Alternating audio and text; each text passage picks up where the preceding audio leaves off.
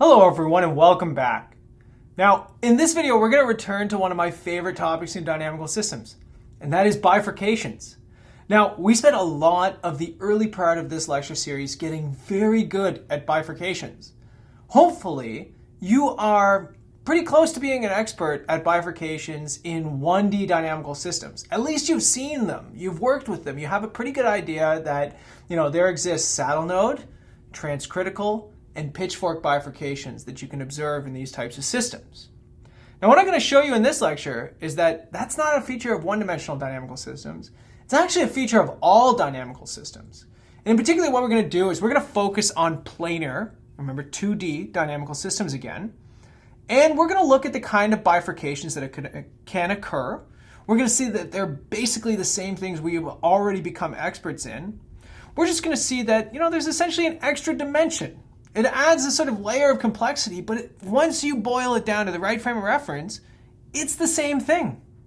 And I want to do this through examples, okay? So I actually want to look at this pretty little system that was proposed by Griffith in 1971, and it's for gene regulation, gene control.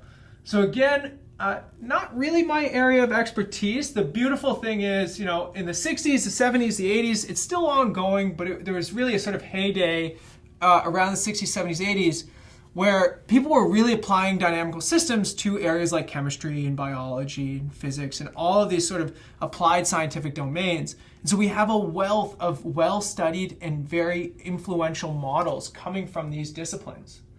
So it gives us something kind of fun to play with as we're learning dynamical systems, because it helps us see, maybe where some of these systems come from and why people might be interested in them. Now, as I said, this is a genetic control system that was created by Griffith in 1971. Just in case, maybe you do have a little bit of expertise in this. In this case, X is a concentration of a protein, and Y is the concentration of the messenger RNA. Now, again, we're going to look at this sort of purely from a dynamical systems perspective. We've got two parameters, A and B. Again, they are going to be positive, and these essentially govern the rate of degradation for X and Y respectively, right? Minus AX, that's an exponential decay. Minus BY, that's an exponential decay. And then we get these cross terms that show how each of these two components influence each other. So individually, they want to sort of peter off, but then they sort of activate each other. So again, just like in the last video, if I gave you this system, what would you do? You'd start by drawing out the null lines. So let's sketch out the null lines. Here I go. Well, one of the null lines is x squared over b times 1 plus x squared is equal to y. So that sort of roughly looks something like this. So y is equal to, maybe this is a little straighter. It should be asymptoting to about 1 over b, but that's okay. X squared over b times 1 plus x squared. And the other null line is y is equal to ax. Right, so I really just wanted to draw this so that I could emphasize the intersections. I don't really care what's happening away from these, but I've got 1, 2, 3 intersections. Okay, so remember, we already understand that intersections of null lines, these things are fixed points of the system. So again, these are the null lines. So I can see that I've got 3 fixed points. But again, if you're sort of keeping score at home, you know that I kind of drew this arbitrarily. There's nothing that says that I have to intersect this 3 times. In fact, you can imagine that if I hold this little S-curve constant, so don't change the value of B, but if I change the value of A, I can increase or decrease this. And what I could do is lose 2 of the fixed points, right? So for example, I could also have a null line that looks like this for a different, bigger value of A, where now I've only got 1 fixed point. But we've seen this before. This looks a lot like a bifurcation that we've already talked about. Because for some parameter values, I have 1 fixed point. For other parameter values, I've got 3. I have 2 that pop out of thin air. So what kind of bifurcation is taking place here? It's a saddle node bifurcation. It's a little bit more complicated. It's in a 2D dynamical system, but 2 fixed points appear out of nowhere. That's a saddle node bifurcation. So the question is, where is the bifurcation? Where is the bifurcation? Well, let's use this graphical picture. I can see where the bifurcation is going to take place. It's going to take place when the null clines are tangent to each other, right? So it's this value right here. It's when they intersect right here. Now, this should immediately sort of evoke something in your mind. It's a tangency condition. It's the same kind of thing that we saw in 1D dynamical systems. It's just framed in a different way. It's null clines now. But it's the same basic idea. So the null clines intersect. So null clines intersect when, what do we have? Well, these are just 2 curves. AX is equal to x squared over b times 1 plus x squared. All right. So there's obviously one solution here. So one possibility is xy is equal to 0, 0. It's always there. It showed up in my picture too. Or there's another possibility that is really ugly. If I divide off the x here and I multiply through, I get a times b 1 plus x squared is equal to x. Okay, it's ugly, it's pretty horrible, but it's technically a quadratic equation. I can use the quadratic formula here. And we've seen this before, right? Typically the quadratic formula is a precursor to bifurcations, right? Because the quadratic formula gives you either no roots or 2 roots, exactly what we see when we have bifurcations as well. So here I got 1 plus or minus the square root of 1 minus 4a squared b squared divided by 2ab. So here it is. This thing needs to be positive for these two solutions to exist. So let's actually rearrange this a little bit. So first of all, 1 minus 4a squared b squared is positive, which is the same as saying 2ab is less than 1, because a and b are both positive here, right? So I can take the square root. I don't have to worry about absolute values. Life is good. Then we have 3 fixed points.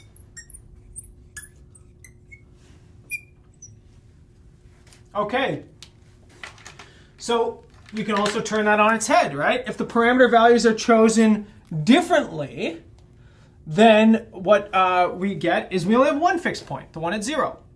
Now let's use a as our bifurcation parameter. That's the parameter that we're going to actually be able to vary. We're going to hold b constant, and we are going to be able to vary a. Pardon me. So varying a gives a saddle node bifurcation, SN bifurcation, at, I'm going to call it a sub c. The c stands for critical. This is sort of common terminology in dynamical systems.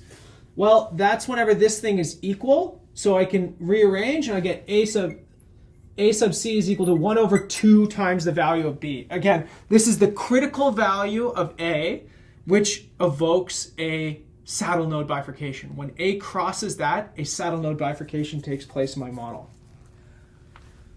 Now, let's actually look at the stability, okay? Because this is where bifurcations get a little bit more complicated for higher dimensional systems. And we've already seen this in some sense. We saw that stability in planar dynamical systems is much more complicated, right? We have things like saddles. They have one dimension going in and one dimension coming out. We have spirals. So let's actually take a look at some stability here. So first of all, my system Jacobian Remember, this is the matrix of partial derivatives of the right-hand side. Let's just write down what it actually is. First component with respect to the first variable, x, that just gives you minus a. First component with respect to y is 1. Then this thing with respect to x, well, you might have to use a little quotient rule. 2x over 1 plus x squared squared. And then minus b. Now, let's just analyze this thing for a second, okay? The trace is equal to minus a plus b, which is always less than 0 because a and b are positive. So this tells me that all fixed points are either, well, they're either what? They're either stable or saddles. That's interesting to me. So there's nothing, sort of, no unstable nodes or unstable spirals here. Everything is either a stable node or stable spiral or a saddle. Okay, let's actually do some specific analysis though, okay? So let's do let's go at the easy fixed point first at 0, 0. Let's look at the stability of 0, 0. Well, in this case, I get minus a, 1, 0, because x is 0, minus b. And in this case, I have both my eigenvalues on the diagonal here. And so let's look at this. The eigenvalues equal to minus a and minus b. Both of these things are less than 0, which implies that 0, 0 is always a stable node. Okay, that's interesting, right? It never changes stability. But of course, we didn't expect it to change stability. There's no bifurcations taking place. We saw that the only way that bifurcations take place are when you have changes in stability. So 0, 0 never changes stability. Okay, what about the other fixed points? So at other fixed points, I don't have a good name for them. You can call them x star, y star if you want.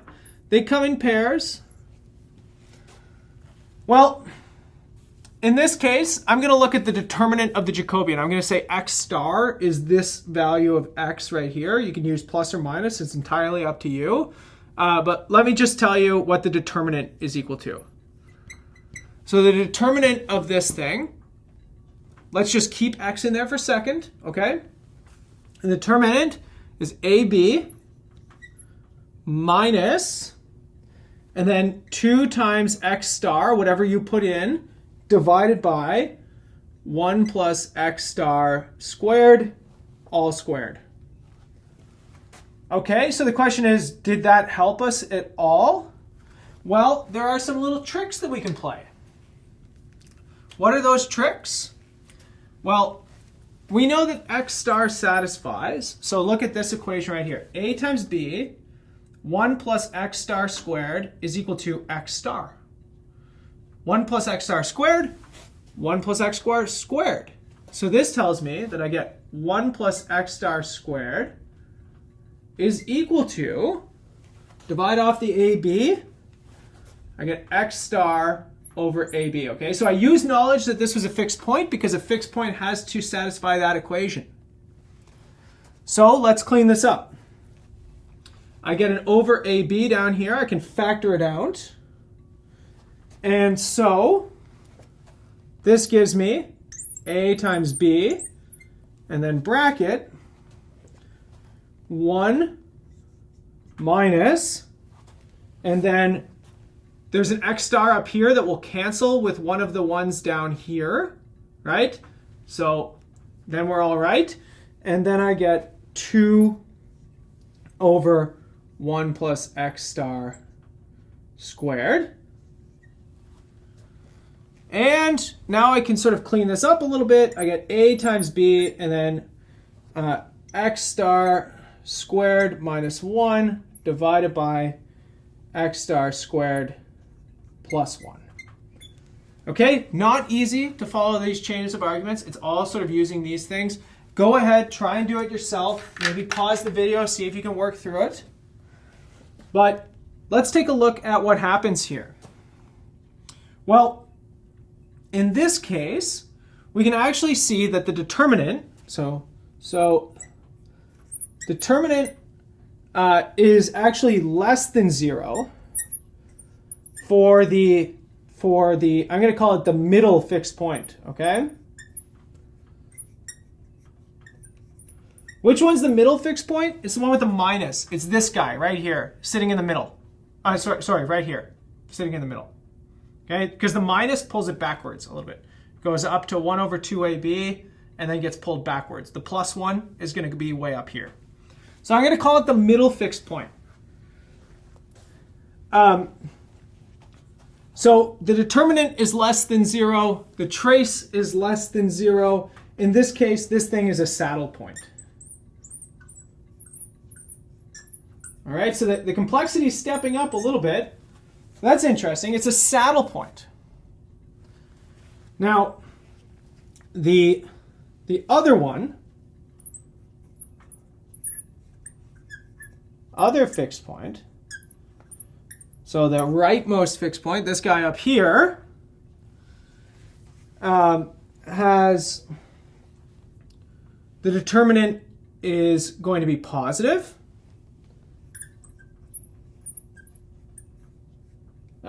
Greater than 0, because it's 1 plus. And in this case, it turns out to be a stable node.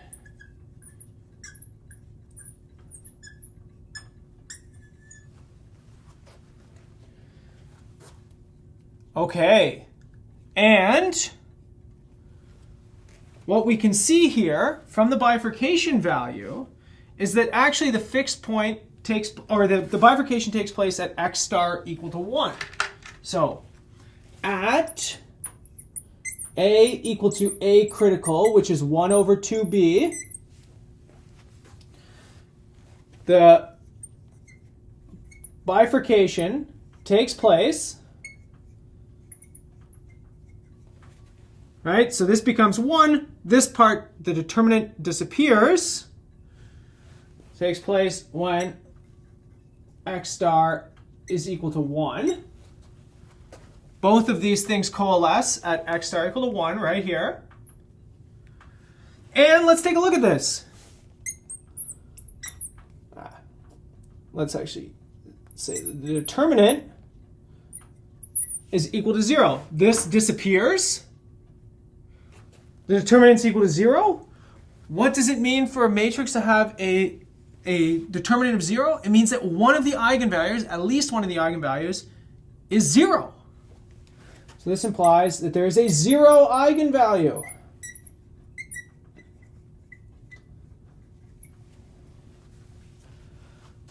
So why is this interesting? Why is this an interesting finding?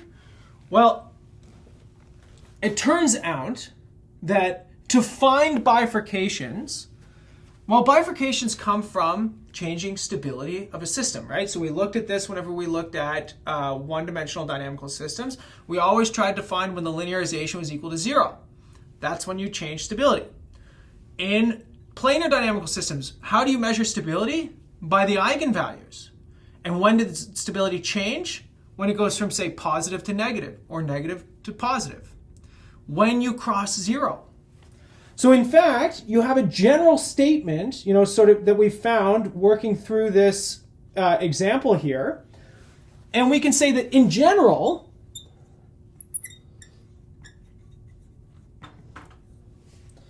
if a single eigenvalue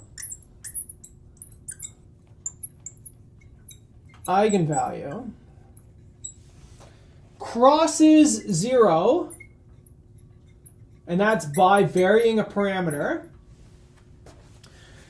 one of a saddle node, Sn, a transcritical, T, or a pitchfork, PF, bifurcation is taking place.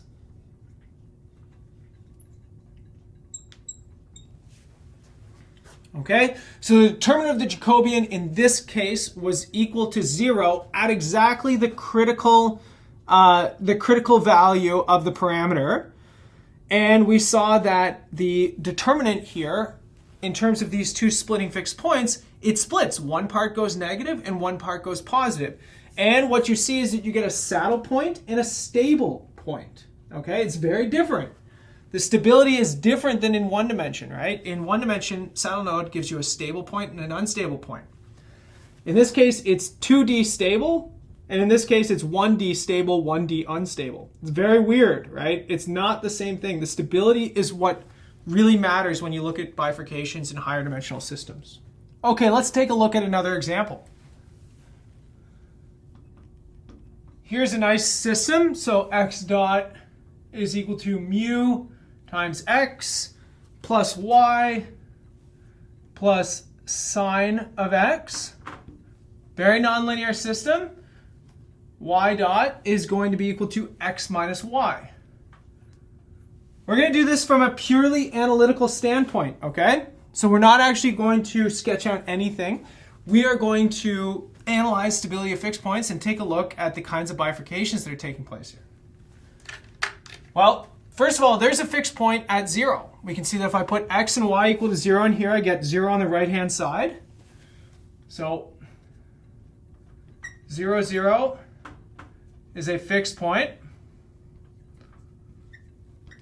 And its stability.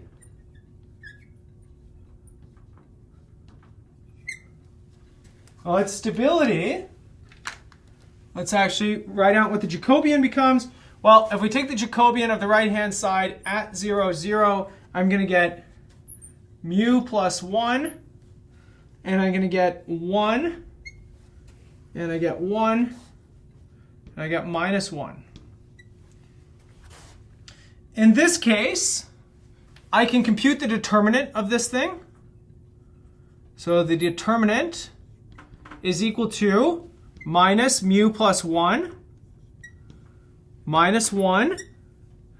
And remember, I'm looking for bifurcations. That's whenever I have 0 eigenvalues. The determinant is the product of the eigenvalues of a matrix. And so that means that solving determinant equal to 0 will give me the location of bifurcations. So this happens when mu is equal to minus 2, pardon me. So that means that 0, 0 is going to change stability when mu is equal to 2. This is my sort of candidate solution, or my candidate spot for a bifurcation. The question is, what kind of bifurcation is taking place? Well, what we can do is now we can zoom our analysis in. We know where we're going to fixate ourselves around, mu equal to minus 2, and the fixed point 0, 0. Now we've got a region to fixate on. Let's use really the only other tool we have, and that is the Taylor expansion. So let's take a Taylor expansion. Taylor expansion near, so x, y, and mu equal to 0, 0, minus 2. So now, in my case, I want x dot. Well, this is going to be, so let's do, sine is going to be Taylor expanded. So again, we're Taylor expanding around x equal to 0. Sine is x, and then minus x cubed over 3 factorial. And then, the x to the 5th term. I'm just going to do the expansion of sine. So here I get mu plus 1 times x. I already had a mu, and I get one more x value from the sine here. And then plus y, and then minus x cubed over 3 factorial. And then the 5th order terms that I'm not going to write in. As well as, again, y dot is just equal to x minus y. There's nothing to Taylor expand here. But if we want y dot equal to 0, this means that we have to be on the line y is equal to x. And we can plug that into the x dot equation. So x dot equal to 0 with x equal to y. Well, this will give us 0 is equal to, here I get an x now, so that can get coupled in here. Mu plus 2 now, 1 and another 1, x, minus x cubed over 3 factorial plus order x to the 5. Look at this. Okay, now we just have an equation for x for our bifurcation. And odd, odd, odd. I mean, every further term is going to be odd because it's coming from the Taylor expansion of sine. This is pretty interesting, right? There's a symmetry. We didn't see the symmetry originally. It was actually pretty hard for me to see this symmetry. But it turns out that I've got an odd symmetry whenever I do the bifurcation equation. And it seems to me symmetry means pitchfork bifurcation. So probably a pitchfork bifurcation is going to happen in this thing. So how do I further analyze this thing? Well, I can set the Taylor expansion equal to 0. And when x is small, so let's just do that. When x is small, we're going to neglect the order x to the 5 terms, which means that basically 0 is, I'm going to say approximately equal because I'm just going to get rid of this part.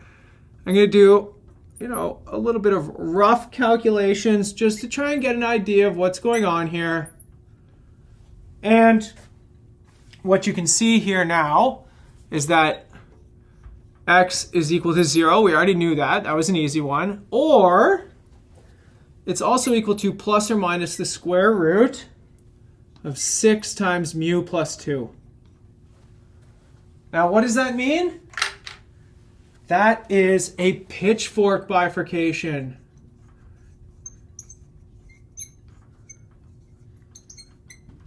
At mu equal to minus 2. So we found the bifurcation value by doing the stability analysis. That was easy. Then, to actually figure out what the bifurcation looks like, we actually had to figure out what the fixed points look like. Again, same as what we did with the last example, where we had to actually find the saddle node and the points that are bifurcating. It's a lot more work than it was in 1D. But nonetheless, here we see that a pair that's related by plus or minus symmetry is bifurcating off when we're near the bifurcation, so Taylor expansion, and we get to neglect terms because we're very, very close. And in this case, we can see that the result is a pitchfork bifurcation at mu equal to minus 2. Here's the question. Super or subcritical?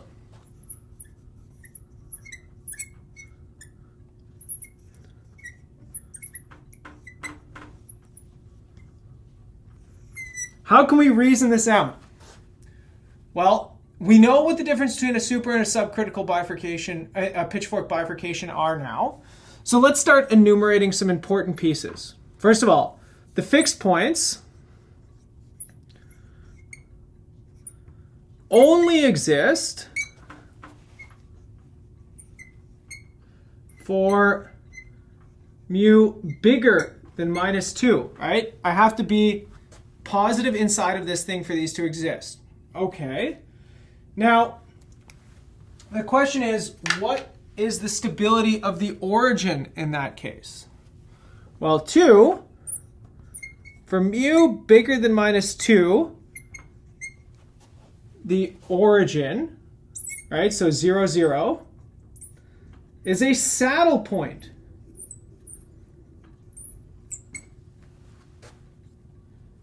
And 3, for mu less than minus 2, the origin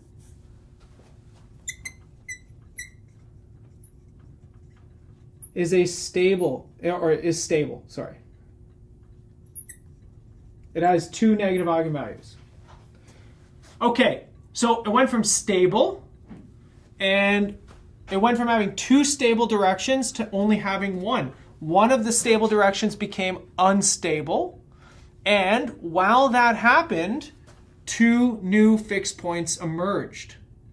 Well, this is just like your pitchfork bifurcation in one spatial dimension, right? You lose stability and you get two new fixed points that emerge. The only difference is that you only lose stability in one dimension. That's why you get a saddle point, right? You kept stability in one of those dimensions, but you lost it in the other. This is the interesting thing, right? And this is what comes from the eigenvalues. Only one eigenvalue has to cross 0. The other one can stay negative. And so what happens is you're sort of moving around the eigenvalues, and one crosses over 0, the other one stays. That means that 0, 0 would be a saddle point, one negative, one positive eigenvalue. But that eigenvalue that drifted positive gives birth to two other fixed points. So here I've got a supercritical pitchfork. All right, so I had bifurcation to I lose stability of the point that's bifurcating, and in the process of losing stability, two new fixed points emerge. Furthermore, this is basically the normal form for a supercritical pitchfork bifurcation. Okay, so this is related to something that is beyond the scope of this class. It's called center manifold reduction. Technically, what we did here is actually center manifold reduction, but again, that's a slightly more complex topic that is sort of beyond the scope of this class. For now, all you need to know is that, bifurcations exist in higher dimensional systems. They're the same basic process. They just take a little bit more work to analyze, but you can do it. And I think that you should try and work through the examples that we saw in this class today on your own, try and derive and arrive at the same results, and then try and work through some examples that might be in the textbook related to this to really cement your learning. I'll see you in the next video, everyone.